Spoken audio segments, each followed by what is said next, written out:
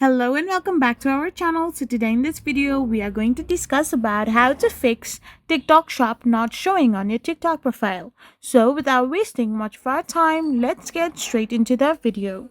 So first of all, if your TikTok shop isn't appearing or if products aren't showing up, several potential issues could be at play.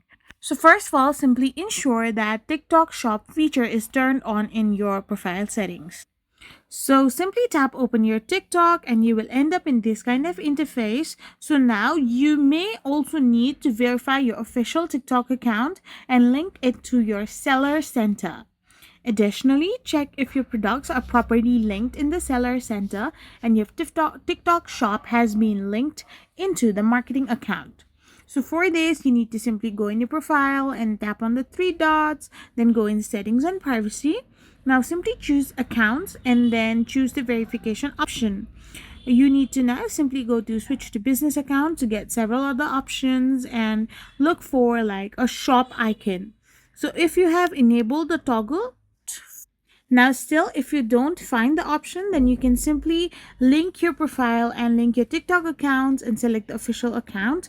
By doing this, you need to verify your TikTok account and you will be able to fix this problem.